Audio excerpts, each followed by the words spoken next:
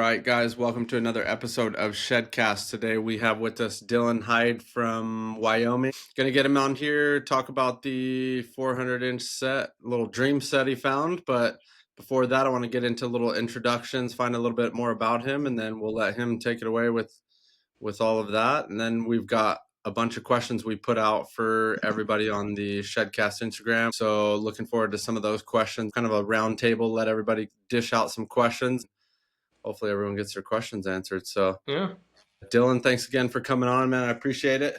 Yeah, no problem at all. I appreciate you having me here. If you want to just give us a little intro, who you are, what you do, I guess your regular day-to-day job, and then how you got started in hunting and shed hunting. Yeah. So, I'm Dylan. I run the page Fish Hunt Wyo on Instagram. Got a YouTube page and TikTok and Facebook. Our main page is kind of Instagram, just because it's kind of the easiest page to just, I guess, goof off. But Yeah.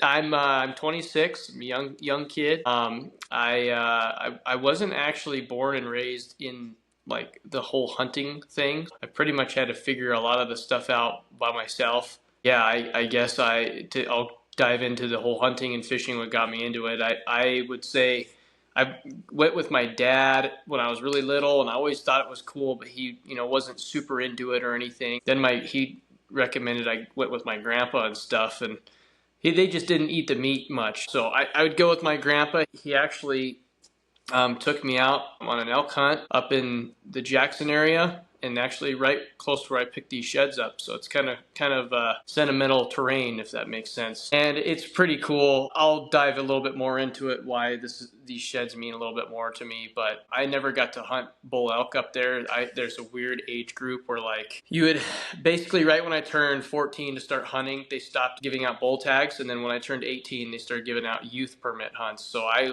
missed that little cusp to be able to hunt bulls. So yeah, it's kind of cool to be able to at least pick something up there that's worth a darn. But yeah, so I guess going back, and then my other grandpa took me deer hunting, antelope hunting, just kind of the usual Wyoming thing, because it seems like everybody at least has some kind of a background with hunting, but it wasn't anything crazy. But I think just going those few times has really kind of sparked my interest, and I started going in high school. I wasn't a popular kid or nothing. I just went out and looked for animals all the time and praise Jesus all the time. That's kind of my two things that I would do in high school. But yeah, so that's kind of what got me into it. But I guess fast forwarding here now, I met my wife obviously through school, and Grace, we've got 2 kids, and I'm a real estate agent full time. It keeps me very busy. I actually used to be in the hunting industry, used to work on partnerships and sponsorships and trying to make money through social media and posts and all that kind of stuff. And it did okay for a little bit, but I think there's more money out there in other industries, and I found real estate just worked really well for me to be able to get time off, and I know so many people that really helps. So yeah, that's what I do full time. This is all just a hobby for me. I don't want to make money. I get opportunities to make money in the hunting industry still. The other day I had a company reach out asking if they could partner up with me, and they just don't want to do it because it's a whole nother level of work, and I don't want to be that person, if that makes sense. I'd rather just go hunt for fun and use products that actually work, and just try and at least build a legitimate name rather than, just selling myself to companies and doing whatever they want to do. Yeah, that's kind of a little bit of a gist about me. But yeah, real estate man, born and raised here in Casper, never going to leave central Wyoming, 2 hours away from everywhere, a max. So yeah, kind of gives you a little bit of it. Definitely. That's pretty cool. It's cool to see other people too who have that normal background and then just enjoy the hobby. And I agree with what you said, not having to fit in a box per se for when it comes to promoting stuff like that. You just like what you like and use what you use. And that may change from time to time too. And there's no Right. repercussions to Yep. that when you're just doing your own thing, which is kind of cool too. Yeah. So we've seen a lot of that random promoting and stuff of products that may not be the greatest. When you don't have to fit in a box, you can do whatever you want. Whoever kind of follows in your footsteps on that, I mean, they know you're using something that actually works, or someone that's actually putting the miles down in the hills when it comes to hunting and shed hunting. So that's good to see. Yeah. I just want to touch a little bit about this big set, man. It's awesome to see. I know you were getting a little bit of flack for it too. So it was kind of getting probably tiring because when you do your own thing. And I will say you were very transparent about it, more than most people would be, right? When they pick up a set like that. So there's nothing to hide there, but people will still talking whatever. Maybe it's jealousy, maybe it's whatever they think, but that honestly doesn't even matter. You picked up a great set. I mean, what can you say at the end of the day? You picked it up, and it is what it is. They You're can right. think whatever they want to think, you know. Yeah. Yeah. No doubt. But I mean, I do want to say congrats on that, man. That's an awesome Thanks. set. Yeah, I Freaking appreciate that. mass. Yeah, awesome to see. I'm not one of the people that get jealous. I love seeing people pick up just badass things. So I'm rooting for everybody out there to pick up Yeah. something. Obviously, everyone wants to pick up good stuff themselves, but Right. at the end of the day, you picking up a set of sheds doesn't affect me, but I support it, you know. So Yeah. just give us a rundown. Yeah. I'd love to hear about the shed opener in general, what kind of experience that is for people, and then just take it away with how you even got into that, because sometimes it's just about walking the right lines. And from my understanding, did you even know that bull existed, or? Nope, I didn't know Awesome. it was a thing. So I'll dive into it a little bit. So Yeah. basically, here's the scoop with the shed hunt. So the Jackson shed hunt, it happens every year at May 1st. Obviously, that's on the west side of the Continental Divide. There's a shed opener for all of that stuff. The reason why Jackson is so significant is because you got corridors from Yellowstone, Dubois, Pinedale, Idaho, the Valley, like everything just funnels into the refuge, which is right there by the town of Jackson. And that's what most people are familiar with, is that refuge. But we are not hunting the refuge. So that's what a lot of people get confused, is when they see these big sheds, or just anybody who picks up sheds from there. They're just like, oh, it'd be pretty easy to go pick up sheds. And you're like, no, not really, because the refuge gets picked up. I can't remember when they do it. I'm going to guess April, mid to the end of April, by the Boy Scouts. Boy Scouts go in, pick all those sheds up, and then they go sell them at the antler auction in Jackson, which happens about mid-May typically. So yeah, basically what we are shed hunting is all the public land that surrounds the refuge. Some years, you get a ton of snow and it drives all those elk down onto the refuge. If you get a year where there's not very much snow, the elk leave early and they're gone before when you get there, there's not really anything. This year was kind of a good year because it was kind of that right in between. Like there was enough snow to keep them there, but it wasn't heavy snow to keep them down low. So everything is going to be just kind of in the surrounding hills right by the refuge. So essentially, I've been doing it, I think, for 7 years. I think this was my 7th year just doing it this year. And they change it every gosh dang year. There's something different every year that they restrict with rules. Because, I mean, when you're up there hunting or shed hunting that stuff, there's so many rules that they've got in place. And because it's national forest, but it's within the Great Teton National Forest or whatever, so they've got their own restrictions and their own rules that you got to follow. Back in the day, and I wish they still did this, they did it during midnight. So you would show up, and some people would show up 2-3 days before and just sit there right at the entrance, and the lines would stack up, and then midnight, May 1st, they would open the doors, and it's like probably, I don't know, 5-10 mile drive to get in there, and then you just unload in the dark and flashlights, and you're worried about grizzly bears, and it was just a cool time. I really wish they would bring that back, because first of all, I think it's way harder to shed hunt in the dark. Second of all, it really wouldn't matter what spot and line you had, or if you had horses or whatever, because you'd just be shed hunting all night long and miss stuff. And then when the light starts coming up at 6 in the morning, there's a whole nother shed hunt, because then all of a sudden everything's revealed. So I really do miss those days. I was an early young shed hunter I didn't really know what the heck to look for or where to look. I just was out trying to stay between people and kind of just going off of a whim. The very first time I did it, I picked up a small 6-point elk shed, and I knew that was just a good time and just a unique experience. It's not very practical. It's just a unique experience. But yeah, man, they've changed it so much. Like when they first switched it from midnight to 6 a.m., they didn't want you picking up antlers until noon, so they'd let you go in at 6, but you'd find a shed and you'd sit there for 6 hours, and then at noon you'd pick it up. It was the dumbest thing ever. That does seem weird. So they changed it that year. The next year they changed it to where it was a random application system, and that might have actually been that same year. So you just at like a certain time you'd apply, and then this is also non-residents could do all this whole time, by the way. And then so that next year you could pick them up at 6 a.m. We'd have to register, and whoever was the fastest to fill out an application would get in line. And they assign you spot 1, 2, 3, and then they start lining you up the day before in the fairgrounds. So yeah, it's trying to keep track of it is like darn near impossible. And most people end up just asking me, "Hey, what'd you figure out with the shed hunt?" And I'm like, "Oh, this is what's going on." But I mean, it's the coolest part about it is there's so many like fellow shed hunters up there, so you get to meet a lot of really cool people. And especially now, so they just changed it. Last year was the first year non-residents couldn't do it. And there would be, I'm trying to think of the stats. I think they estimated there to be anywhere from 2,000 to 3,000 people in the hills Wow. with non-residents, and then now with just residents, there's like 600 to 1,000 people. So it's significantly less people.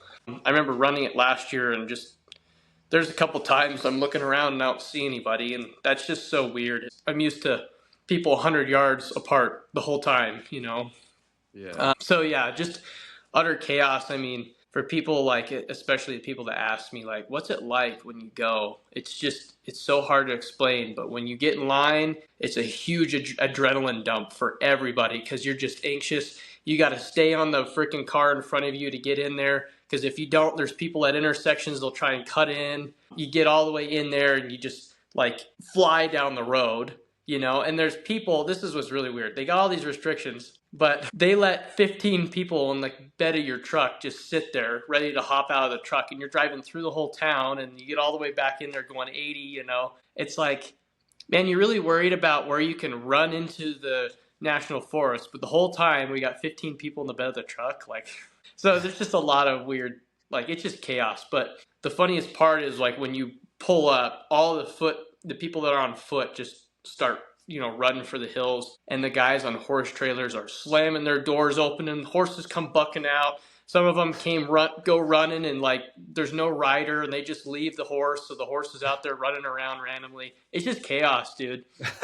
But it's so unique because there's nothing else like it, you know? And that's Mhm. why I keep telling people it's not really a practical thing. A lot of people don't like hunting with an orange army in the hills. Like, there's people that Mhm. just don't like that kind of pressure, you know? And I get Mhm. it. You go to the mountains and you want to get away from people, but that's not what this is. This is more of a, you go and you meet a lot of people, you talk to them the day before. You can drive in partially and glass some of those hills and get excited for what you're seeing with your spotting scope, you know. So yeah, that's kind of the gist of what the shed hunt is. This year, what they changed was it was no longer at this time you apply. It was you have a period of time to apply, and we're going to randomly assign numbers. So Mhm. the thing about it though is anybody who draws, you know, spots 1 through 10 always get accused of, you know, either paying off the cops for getting a good spot or something. So there's always something to it, you know. But yeah, so as far as this year, how it went, I got up there, met a bunch of my friends, and some family came along, and one of my buddies had spotted a dead bull that was getting eaten by a wolf. And I've got a YouTube video to show all this too for anybody who Okay. wants to check it out. Was that before it opened or during? Yep. It is you saying the wolf part? Yeah. Yeah. So that was right before. It was like April. What is it? 30th or 31st? Is there a 30th day or 31st day? I think it's 30 days. I think just the. Okay. Yeah. So the 30th. Yeah, we saw a dead bull up on the hill, and there's a wolf eating it. I got a video of it. It's pretty cool, but it's kind of in a spot that you don't really like run right off the bat. So he went up there and ended up picking that up the next day when we ran in there. But I ran down this trail, and you know, there's really only a couple trails up there, so like it's not like you've got endless country to go shed hunt. You know, when Mhm. you got so many people, you just there's only a couple spots you really go. It's either Flat Creek or Curtis. You know, there's only two for the So most part. you got to have a spot in mind Mhm. before you go through those gates. Like, hey, we're gonna shoot for this spot. Yep. Yeah, and we since my wife drew spot 5 this year, and that's Okay. essentially the reason why I ended up picking these things up was because I was the So you guys were way ahead in line. Yeah, we were way ahead. There's 4 horse trailers that when I knew this was going to happen, everyone that, and this is, I guess, to back up, another part to this shed hunt is you have people that run and you have people that are on horses, and the guys Mhm. on horses kill it. They just destroy all the foot walkers because you're over here racing against horses, and it's just Mhm. not a It's race, not. you know. I really kind of wish they do some restrictions on horses, but I know a lot of people wouldn't agree with that. It just to me isn't fair, but I also don't have a horse, so maybe it's because I don't have a horse I'm saying that, you know? So I don't I know, it's agree just with that. kind of one of those deals. People get all upset about their place in line, but I mean, at Mm-hmm. the end of the day, you could be spot 150. If you got horses, you're probably still going to pick stuff up, you know? I've been doing it Yeah. long enough that there's people that just kill it every year. It doesn't matter their spot in line, they've got horses, you know? Mm-hmm. So I don't know. I think I like the challenge though of just running without a horse. It just kind of makes it unique. But yeah, so going back into it. So when we were spot 5, I figured that, and since there's all horses in front of us, I figured they were all going to go to Flat Creek. So they all basically, you turn off to Curtis before you go to Flat Creek. So I made a plan. Let's go to Curtis. We're gonna be the first car down there. So sure enough, all 4 cars kept going. We turned to Curtis. We were stoked. We drove all the way up there into Curtis and parked, and you know, everybody just kind of went. We all had planned in our truck where people are going and stuff, and so we all kind of spread out and ran. I picked a trail and ran. I don't know. It was probably, I think it was, well, I know the exact time because I had to provide information to the Game and Fish because of Mm-hmm. all this BS that happened later. But Mm-hmm. at 6:14, I picked up the first side, or I should say I found it. And there's a good reason of why you should also take videos of everything. I also have now timestamps and everything of, you know, when everything happened. So I was Yeah. legal at 6:14. I found the shed, was, you know, screaming and hooping and hollering. I didn't realize, Heck you yeah. know, there's people that were right behind me because I like lost focus. I'm just in awe of this thing laying there. I've never seen a shed this big, let alone Mm-hmm. picked one up. So I'm just looking at this thing like, what is this thing, you know? Mm-hmm. And that's the first kind of thought that rushed over my head. Was like, this is not real. Like, what is this thing? It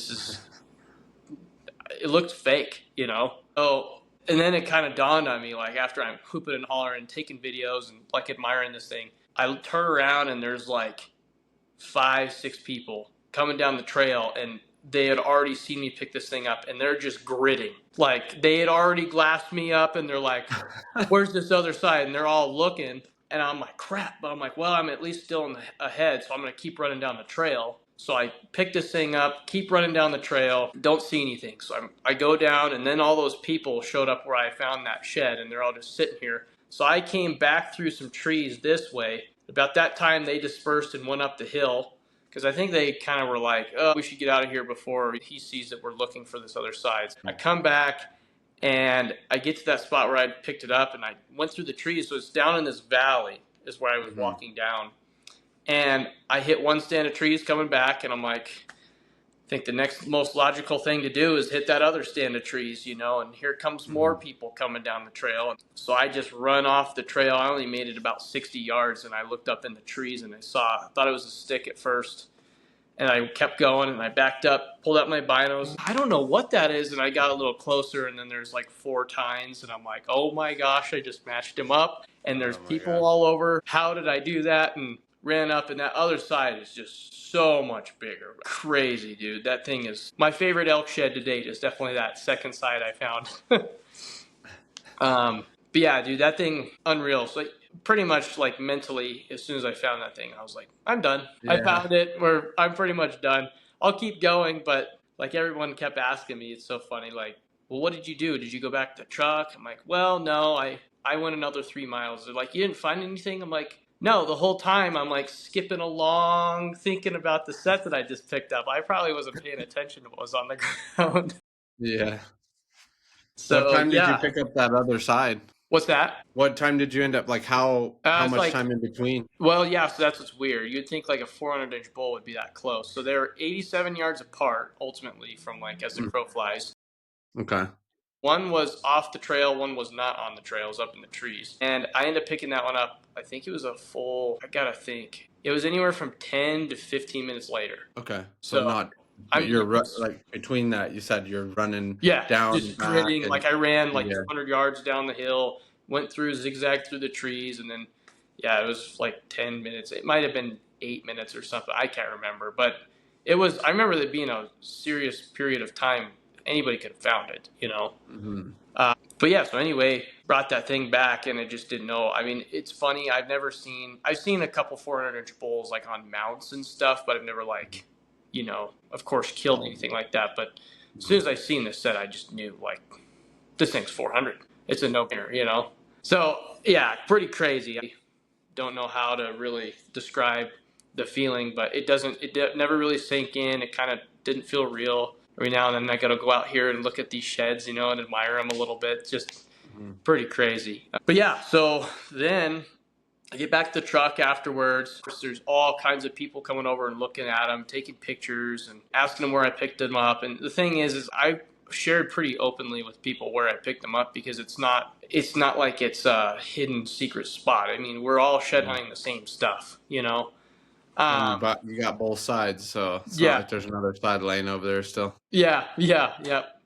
So exactly. And I mean, maybe bulls will drop in the same spot every year, but I mean, shoot, if I wasn't spot 5, like, it wouldn't have mattered, you know? So yeah, it's pretty funny. So then the stuff that I got to deal with afterwards, there's a whole bunch to it. Basically, you know, everyone was super, like, it's funny when people see sheds like this and they never seen them before. They're taking pictures and taking videos and, you know, sharing their stories, and it was really cool. Like, the experience was really good. But I'm just gonna say there's some things I've learned from this. One, I'm not really sure if I should have posted these sheds to begin with, because the stuff that I had to deal with afterwards almost ruined it for me. Like, it's just there's a whole mob of people that just people are there. I would say like 95% of people are stoked that I picked something up like this and are stoked to come see them at least. And there's 5% of people that just, they want to see them taken away. They want to see, you know, Game and Fish come get them. They want to see somebody get in trouble, or they want to see something, you know, They want to or justify that they're poached or something. Yeah. So validate some sort of jealousy that they're thinking. yep. And it's funny, man, the stories that come along with these things afterwards. Like, I've heard some crazy stories that come. I mean, that's pretty much as raw as it gets, but I've heard some crazy stories. Like, there's a guy who messaged me like 3 days later. He's like, dude, I didn't even like know you. I was up here in Montana at a gas station, and there's some dude across the pump from me. I don't know him. He's like, did you hear about the sheds that were picked up in Jackson? Yeah, I heard they were poached, and he picked them up a day before. You know, like, he had to go over there and try and, like, explain to these people, no, this kid documented everything. Like, he got it on video. He did it the right way. I know him. He's a legitimate guy. And he's like, I had to literally vouch for you, and I don't even know you. It's crazy that this happened. I'm like, really? And then all of a sudden, all these stories start coming up, like, that I, you know, picked him up on the refuge, or the craziest one, and this is actually the biggest, like, story that people are telling right now, that I got a call, like, I don't know, a week. Yeah, it's probably 2 weeks ago. Yeah, 2 weeks ago. I got a call. I'm in an airport from a game warden here in Wyoming, which it's cool. They're, you know, doing their job and checking this stuff out. He told me they had like a couple hundred people call in, all giving stories about how I either paid off a forest ranger or a BLM guy or a game warden, or I paid for coordinates, or I something, you know, to justify picking these things up. And, you know, it's kind of one of those deals. It's funny to me, you know, that people are, you know, thinking of ways to justify it, but it honestly really bugs me that the Game and Fish have to, like, waste their time looking into something like this, when it's like, and I feel bad for them because they're getting all these calls, so they probably think, oh, this guy's up to no good, you know, or something. I don't know. It's definitely frustrating, and it kind of leaves a feeling in me that's like, why can't people just take this as genuine? Like, why can't people just accept that I have all this proof to back it up that it's legit, you know? Instead, people got to make up something, or, you know, some story or something to make up a reason that it wasn't. I don't know. It's just trying to deal with that constantly. I block so many people that go in there and they're like, oh, thank the game warden for finding those, or, oh, thank the forest ranger, or thank the BLM ranger, or good thing you were in there earlier. Just stuff. It's like, dude, it just sucks. Yeah. But it is what it is. So yeah, I would say my advice for people, if they pick up a 400-inch set, because I didn't know this, is, yeah, you do meet a lot of cool people through this experience, but if you're not willing to take the crap, and you're going to get some nasty crap, then don't post it. Like, don't even, that's kind of where I'm at with it. But I'm sure it'll all blow over one day, but I'm still constantly dealing with it. Like, I got another call from a Forest Service, like, I don't know, a few days ago, you know, still dealing with that whole thing. You know, it's just stupid. So Did you talk to any of the people that were right behind you and saw you pick it up at all? Didn't there's a couple people I thought I saw in the parking lot, and I was talking to them, and they didn't even like put two and two together. That so I'm not 100% sure it was them that were behind me. But no, I didn't talk to anybody else. I mean, my grandpa was back at the parking lot, and so I called him right away. I don't know. It's just yeah, I didn't talk to anybody that saw me pick him up. But I mean, still, I got a video of it. It's got a location. Yeah. Like It's pretty valid. So that almost backtracking to like what you said earlier when you're saying I just kind of like to do my own thing, not really promoting, not trying to fit in a box, and the nasty comments and stuff you're getting from just doing your own thing still happen to come up when you pick up something good like that. Yep. But anybody could have done it in that same vicinity like you mentioned. You happen to just, this is where I'm going, stayed on your line, you were quick enough, you happen to get a good spot, and you were the first one there. Someone was bound to find it. Honestly, like it wouldn't matter. Like if I was spot 50, someone would have beat me to it, or at least somebody would have walked past it. I almost walked past it at first. I just knew the ground didn't seem right when I first walked up on it. I was like, what the heck can I turn around? It was actually like 2 feet away from me when I first saw it. Right. Yeah, it's pretty crazy. There's this fresh coat of like this much of snow on the ground, and man, those blend in with like way easy. Like when it's 6 in the morning, the sun is it's like it's not up yet. It's like that dark early light. Like yeah, and then snow on top of it. It made it hard to.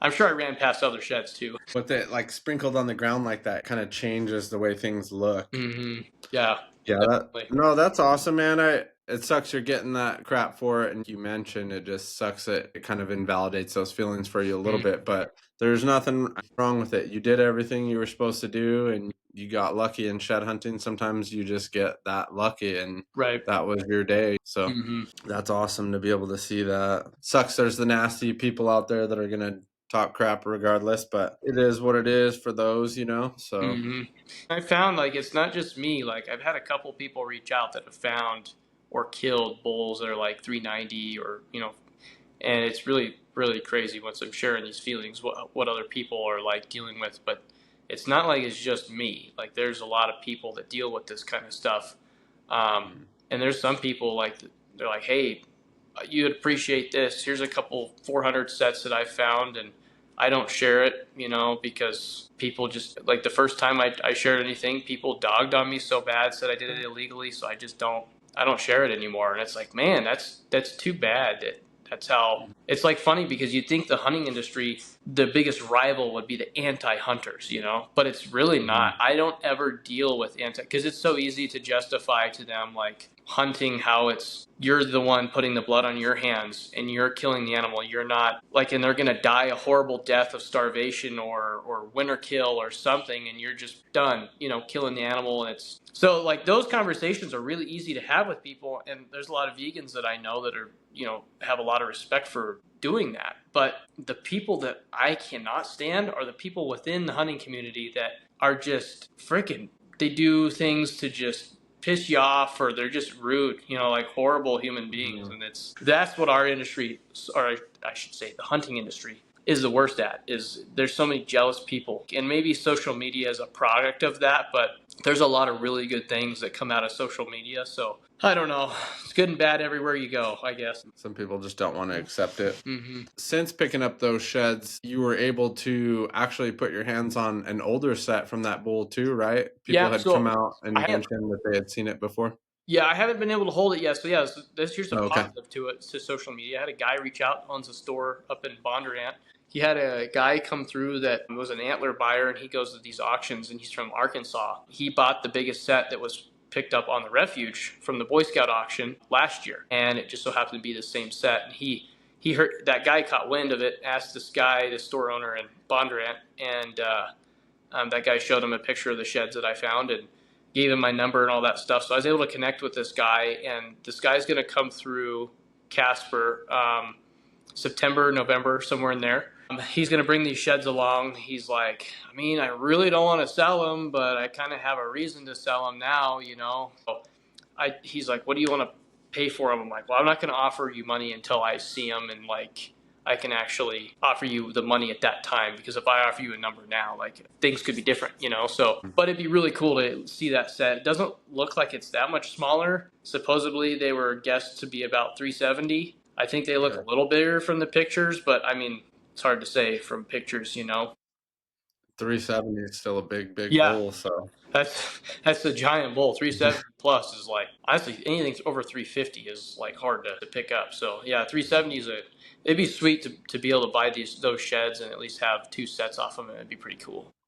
that would be really cool. That's awesome. That kind of worked out too. Like you said, the positive side of that getting out. We did have some questions. If you want to get to those, we can run through those. I think we ended up having 10, which is Okay, a pretty good cool. number. I'll just start from the way they ran out and then we'll just go one at a time. I believe some of them you may have actually answered through there, but you No can worries. answer them again in short. No worries. So for everybody that threw questions out on the Instagram on Shedcast that we dropped up there, so here's some questions. Hopefully yours gets, well, all of them are going to get answered that got put in there. So hopefully you're listening.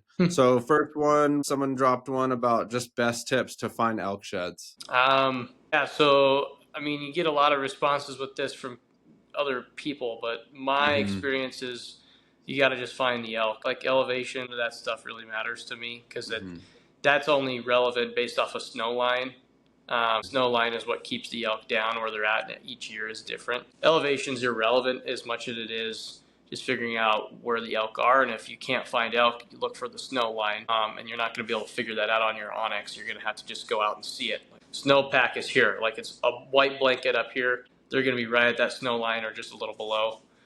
Yeah, just get out, spend some time glassing in February, March. The people that are really going to pick up sheds are going to be the ones that go out and look. Like there's a few people that I've helped like tell, hey, just get out there, look for elk, you know, go out, look for that snow line, and here's a couple mountain ranges you can go check out, you know. And some people will go out there, and I found there's a couple people have found some like really good success just doing that and figuring it out. And other people just kind of take those tips and they never go out and look for elk. So it just depends. If you want to put in the work, go look for elk. It's pretty easy. I mean, honestly, you just go drive out there, get a spotting scope, and look for bulls early in the morning. And then I always leave right after like 10 o'clock, go back home, you know, babysit those elk, and then you'll start noticing percentages of how many of them are dropped, and then go in there once the big boys are dropped, because more than likely somebody else is going to go in there and push them all out. But yeah, that's typically what I do, and I've found pretty decent success doing it. Agree. Find the bulls, you'll start finding sheds. May not, I mean, it's the general rule of thumb. Yep. Best way to do it is to put yourself in the best position to find them. I guess this one wasn't necessarily a question. It just said, drop me the pin with a smiley face. So that one's Drop the pin. kind of a joke. I've done that with the Game and Fish too. Oh, okay. Yeah. That's why I said you were as transparent as possible so people can say what they want. Yeah. And then another one was probably along the lines of what we were just talking about anyways. Why do so many people have to be haters? Good job finding a monster. That was more like a comment in general. Plus, what was your thought when you saw the first side? What was going through your mind? Yeah, so like first thought was, what is this? Because I knew it was an antler, but it didn't look normal, you know? And then the second thought was like, this isn't real. This is not, those moments are so weird because they're surreal, you know? But just what didn't look real. It was like, this thing is fake. It's got to be fake, you know? But yeah, it wasn't really like, and then this, I guess the third thought I had was like, if I can double this thing's 400. And then I started thinking, oh, I got to find the other side and turn around. That's when everybody was right there. So that's kind of the thought process of how it went down.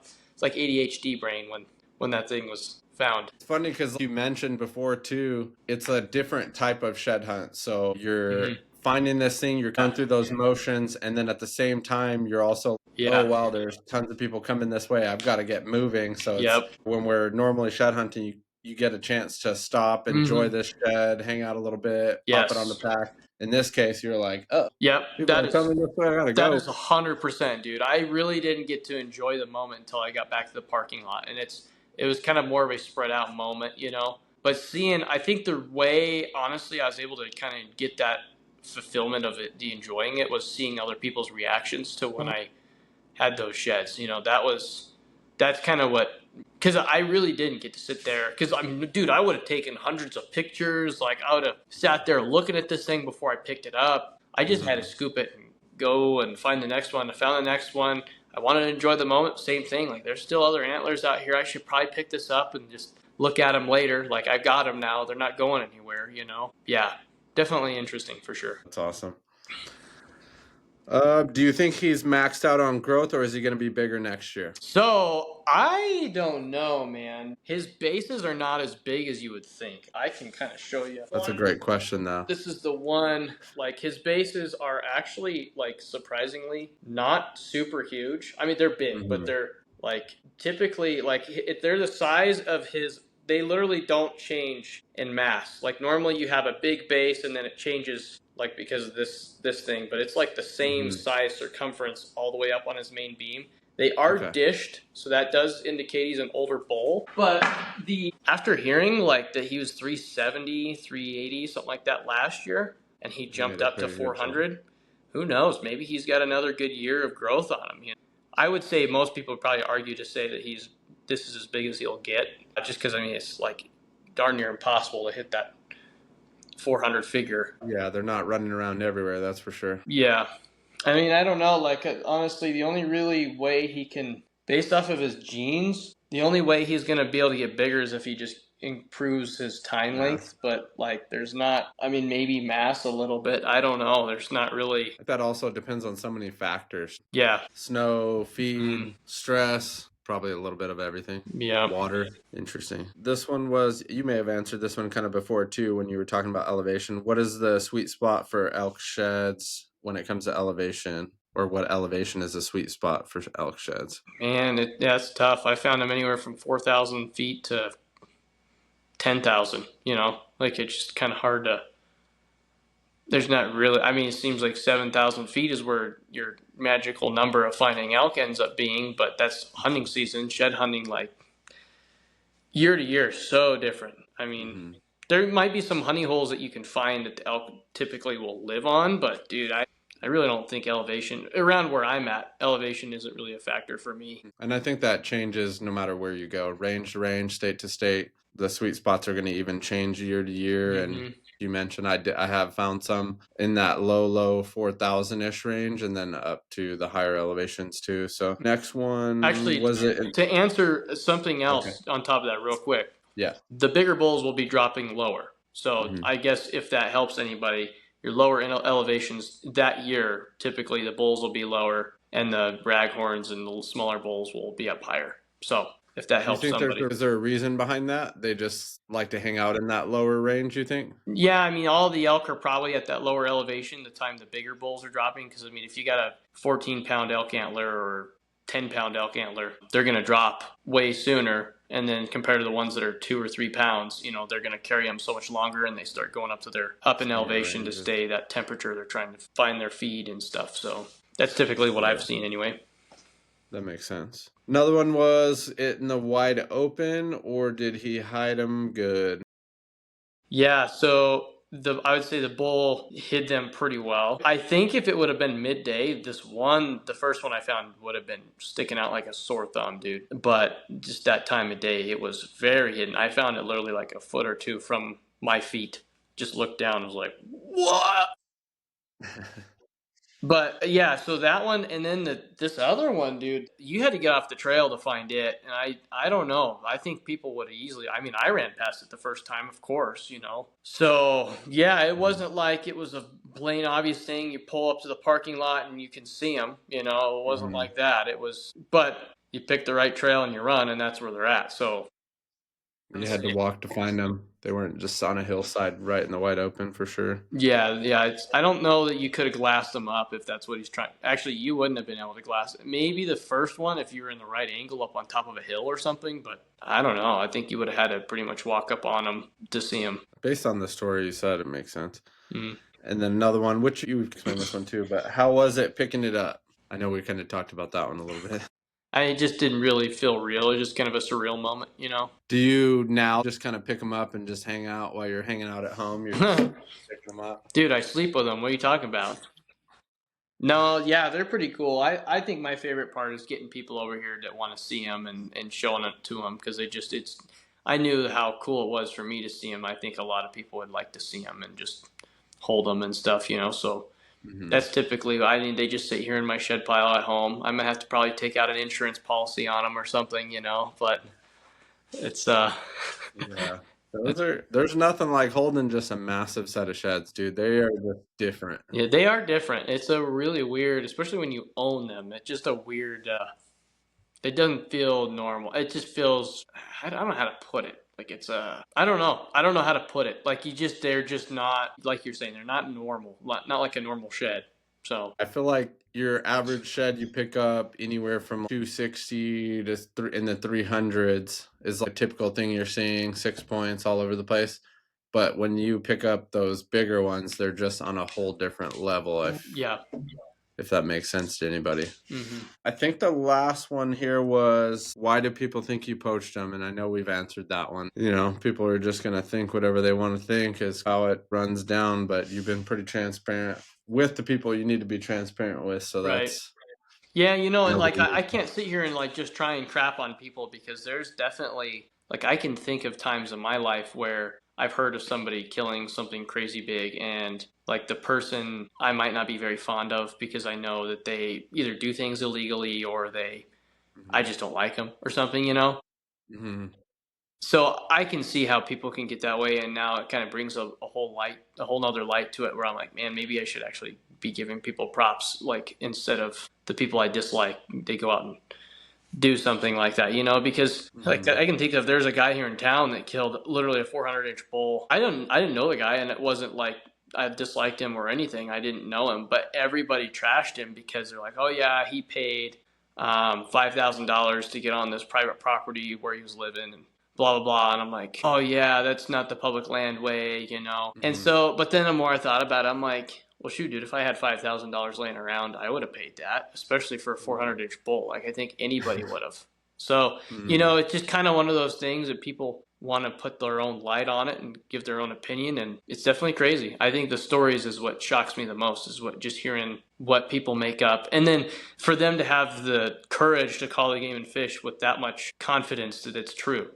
Like, they make up their own story, they put cards into place to make it seem legit, and that is wild to me, but I don't know. Even people, like you mentioned, you hear stories about it, or there's legitimate information out there when it comes to people poaching stuff. They're going to do it regardless. They say it or they don't. There's cases out there where people were even on magazine covers and stuff with these giant animals, and then you come to find out it's a poached case of sorts. But So people are going to do what they're going to do. But at the end of the day, if you're doing it honest, you're doing it honest. You can go to sleep at night knowing, like, man, I did what I did. Right. Whatever, So yeah.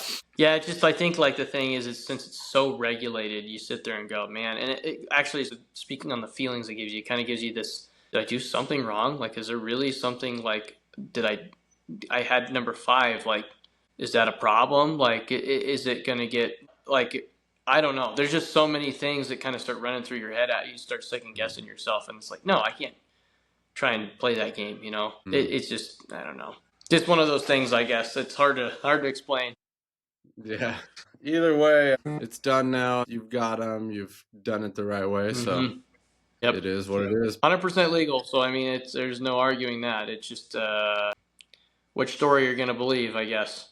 But all right, man. I appreciate you coming on and telling your story and letting us see those things. Those birds are pretty good, actually. But yeah, I mean, I appreciate you. They're good, for sure. Appreciate you definitely coming on, letting us hear the story, going through the questions, all that stuff. Actually, I hope to see those things someday. Yeah. If I ever am in that vicinity, man, I'm going to give you a ring and come put my hands on those bad boys. Cool. Yeah. Sounds good, man. Anytime. Awesome. Thanks, everybody, for listening, and follow along if you want to hear some more from Shedcast.